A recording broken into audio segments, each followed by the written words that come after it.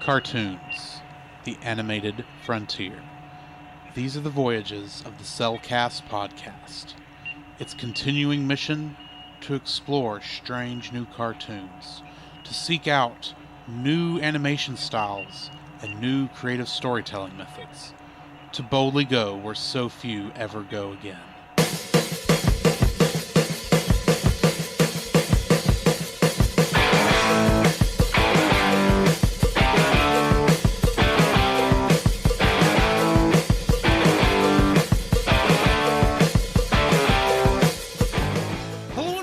Another episode of the Cellcast Reactions. Joining me today is a man who he got invited to a Halloween party but didn't invite me, thankfully. Welcome, Jacob. Hey, party for one then. All right then. Why, thank you. And let me introduce our co-host, a man who took up the challenge to stay in a haunted hotel for one night. Welcome, Drew. And I escaped with my life. Although, what's that over there? What? How are you doing, Jacob? I am doing well. Doing very well. So today we are going to be reacting to Muppets Haunted Mansion. Mm-hmm. Technically, I already watched it. Surprise, surprise to no one who's ever listened to this podcast. Yeah, I did not think about us doing a reaction to it. I just went ahead and watched it. So, I'll save my thoughts till we get to the review side. But yeah, this is a fun little movie for what it is. I mean, it's only about an hour long, but yeah, for what it is, it's good. It's in the vein of the holiday specials that Muppets have done in the past. Okay. So, and I like how they tie it into the actual Haunted Mansion ride stuff. Okay. What little I know of it. Alrighty. The only thing I really know about it's the trailer. It's Muppets, so it's gonna be crazy. And we've already reviewed 2 Muppet films already. We've reviewed 3 Muppet. 3 films. My apologies. We jumped ahead. We started off with Muppet Christmas Carol. That is true. That is true. Christmas. Yes. Then we went back to the Muppet movie. Yes. And then Great Muppet Caper. That's right. And I knew I missed one. And then technically, even though it's not a Muppet movie, we've also done The Dark Crystal. And now I'm trying to figure out, I haven't actually looked this up yet, what's actually next. If it's Muppets Take Manhattan or Labyrinth. Ooh, yeah. I hadn't figured out which one's next there. But once I figure that out, it will go on the list. But this is just a special. Mm-hmm. It's the kind of thing they used to put on ABC or some other channel for the Muppets to go do crazy stuff with. Mm-hmm. Only difference is we're not going to get interrupted every 5 minutes for a commercial. Thank the Lord. Toys. What? Now, we all like toys. Come on. I like toys, but sometimes when it's the same toy commercial over and over. Yeah, and over that is again. true. Now, if I'm not mistaken, this is the first time you've actually seen any of these Muppet stuff that has Pepe, the King Prawn, in it, isn't it? I think. Yes. I don't think we've run into him yet because he's technically introduced after Muppet Christmas Carol. Yes. He's he's an interesting character. Okay. He's like Rizzo if Rizzo thought he was Pepe Le Pew. Oh, okay. In fact, I wouldn't be surprised if this Pepe was inspired by Pepe Le Pew to some degree. I gotcha. Except with a little more he's a little bit more of a figured out character than just Pepe, who's just in it for the ladies. I gotcha. Poor cat. Yeah, that poor cat. Anyway, I guess that's really all we have to talk about before we actually watch the film. So I guess join us on the other side and we'll get to talking about it. All right. Indeed. So, yeah, we just got done watching the movie. What'd you think? I thoroughly enjoyed it. The fact that I have currently watched 4 Muppet films currently. 3. 4, actually. If you're counting Dark Crystal. No. Which I almost No. I'm not counting Dark Crystal. I watched that's right. You did watch Treasure Island. Yeah, Treasure Island, which is amazing. This was really good because this is my first modern Muppet movie to watch.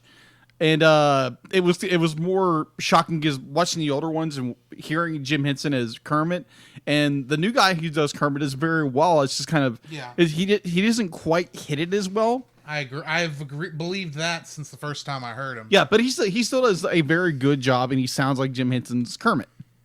It's in some ways a little bit off. Matt Vogel is the guy who's doing the voice now. Matt Vogel since 2017. Okay, so Matt Vogel did a very good job. Story wise, very good. Kind of it kept with the very much Muppet meets Disney's Haunted Mansion. Because there again, I've never been to Disney World or Disneyland, and I've never had experience Haunted Mansion. But I one up on you. Yeah, you have. What's up, Dak? Wrong franchise.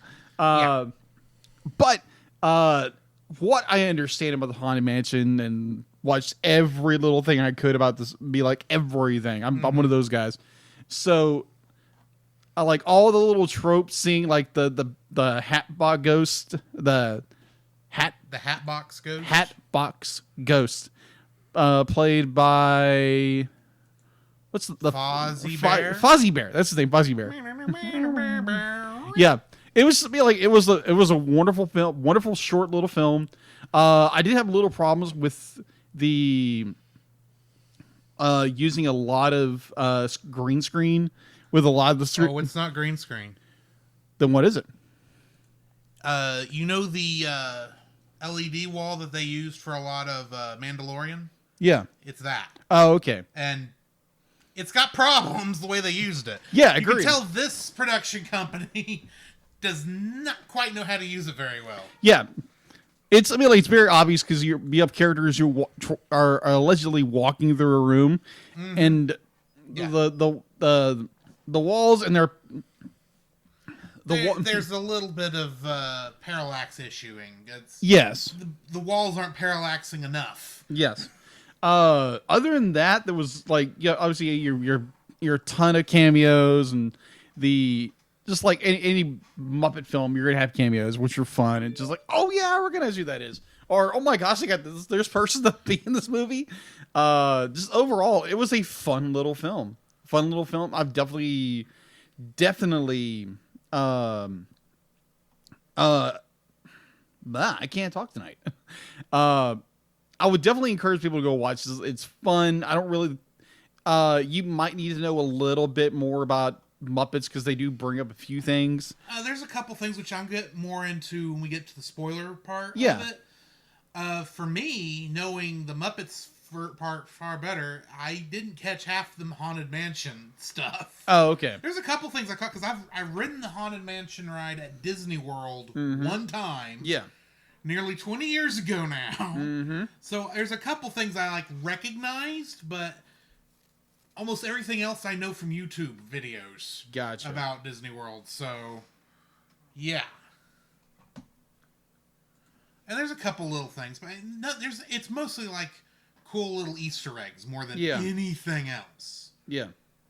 But anyway, you ready to jump into the spoiler section? Sure. Why not? All right. Well, join us on the other side of the spoilers, and we'll get to spoiling it, I guess. The following is a spoiler-filled reaction for Muppets Haunted Mansion. Ooh. Listener discretion is advised. So let me just get a couple of the cool Easter egg things I caught out of the way. And most of what I'm going to point out is in the scene where they're at the party in the mansion. Yeah. First off, the way that scene starts is actually a callback to an old Muppet Show skit. That was one of the first skits, first repeating big skits that the Muppets Show quit doing. Yeah. It didn't last past season 1. Ah. And that was the At the Dance skits. Mm-hmm. Where literally you'd have a group of Muppets, all dancing, and you'd hear 3 different couples have a discussion before it would then go on to something else. Yeah. They actually do that all right in there. Okay. Very quickly. And one of those couples is Wayne and Wanda. They are a set of Muppets who were created for the Muppet Show. In their skits, they were usually the wholesome, culturally important skits that Sam the Eagle would get to, make the show less weird. Yeah. To quote him. And their skits always never ended well. Okay. Something always happened that was like, okay, that didn't work. Like, there was one skit I remember where Wayne is singing to Wanda about how he's never seen anything as lovely as a tree, and then the tree falls on him. Oh, jeez. And then you have a skull version of the Muppaphone from the first season. You ever seen the skit where the guy is beating on the Muppets and they're each singing a different note? Yeah. They actually did that. But Wow. They replaced the little furball heads with skulls. I thought, oh, that's the Muppaphone. That's even the guy back there. Oh, okay. And they actually had cameos for in the scene there with Hatchaway's former her exes. Yeah.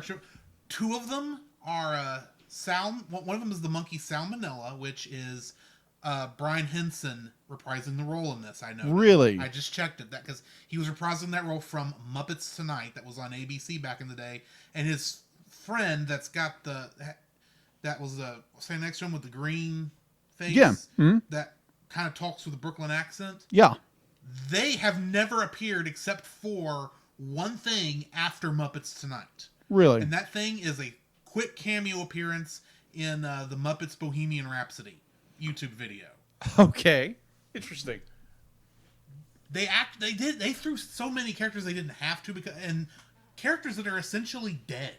Which, ironic, they all appear as ghosts. Yeah. Which I thought was cool. So yeah, I mean, those are some of the cool things I noticed there, Muppet-wise. Yeah. Except the one other thing, and that's when Gonzo is slowly turning into an old, decrepit thing. Tell me he does not look like the dying Skeksis Emperor from Dark Crystal. Oh my gosh, he does. Yes. They can't legally touch Dark Crystal because Muppets is no longer owned by Jim Henson. It's owned by Disney. But they went to a lot of trouble to make him look like the dying Skeksis Emperor. They did. Oh my gosh, I didn't think about that. Oh my gosh. That was one of the first things I noticed, because remember we talked about when we saw the Dark Crystal, that even though it's not that guy doing the voice, it sounds like the dying Emperor sounds like Gonzo's voice. It does. I'm still the Emperor.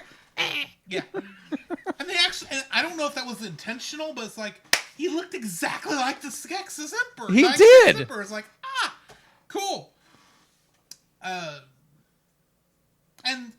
like most of these shorts, they had a lot of good cameos, including the recently passed Ed Asner. Mm-hmm. Even though all he got to do in this was hold a glass up for it to be shattered by the... Yeah, but it was still great seeing him in this. It was this. a great scene.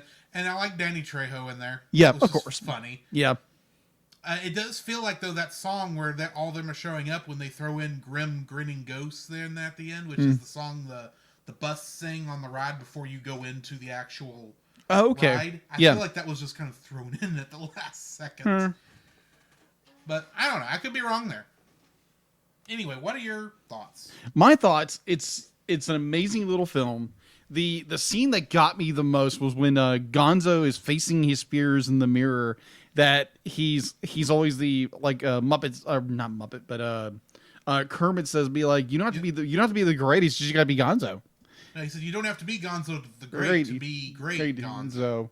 Yeah, I love that because it was like, it's that little type because it's that Oh, and I loved how they actually used footage from the Muppet Show in Yes. that scene. Yes, that was great. That was, I'll be like, it was like, okay, there again, I have not seen the Muppet Show yet, but I'll be like, eventually gonna get around to doing that. Yes. That scene was like really, really touching. The fact to be like, Gonzo was afraid that he was going to miss his friends, and the fact that he was going to grow old, and the fact to be like, they made a old Gonzo, Yes. which looks like the Skeksis Emperor, which is hilarious, but at the same time, it's just like, oh, it's like. It's and like, it's a good Muppet. I mean, that's a lot of detail for. A minute, maybe 2 minutes on screen. Exactly.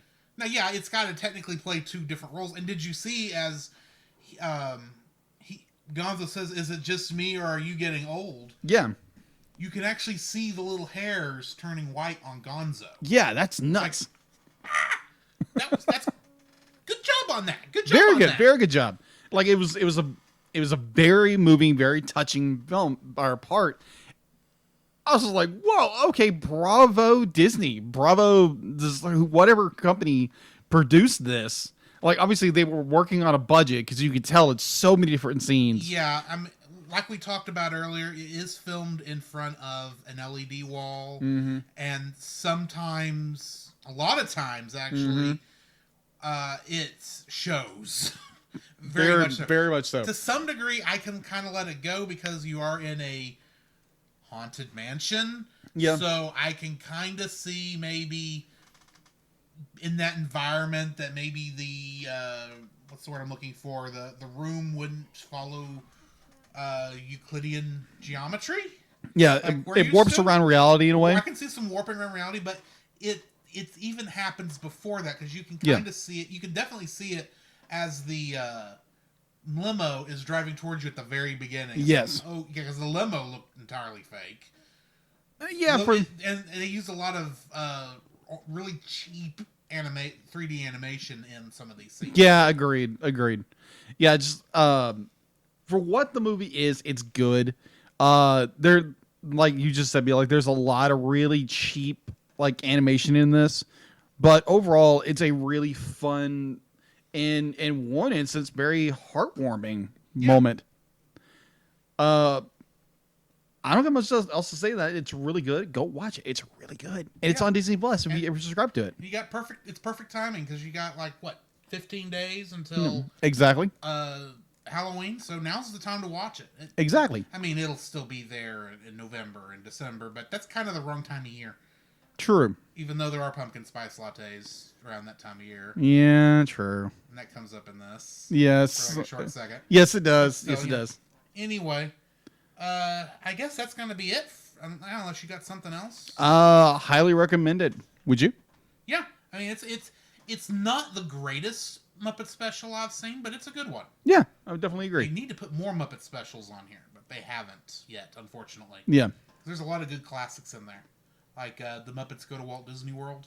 Ooh. That's a fun one. But anyway, join us for whatever our next episode when we get to it. This has been Drew. This is Jacob. And we'll catch you in the next frame. Ooh.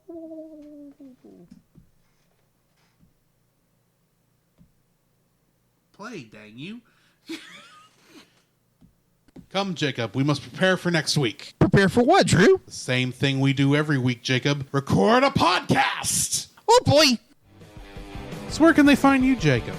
You can find me on Facebook at Jacob B. Heron, also on Facebook at Jacob's Daily Art Corner, where I try to draw each and every day. I don't get to it as often as I like, but join me there. Also, you can find me on Instagram at Jacob B. Heron, on Twitter at Jacob Heron, and Letterboxd at Jacob Heron.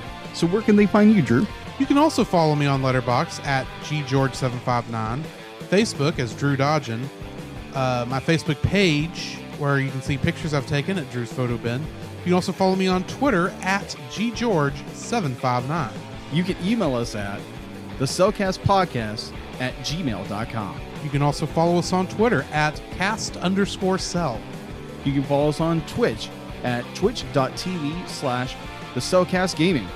You can also follow us on YouTube at Cellcast, Listen to our podcast on Apple Podcasts, Google Play Podcasts, Stitcher, Spotify, and your favorite podcast directory. You can also listen to us on the Movie of the Week podcast with Jim Heron, where we talk about live action movies.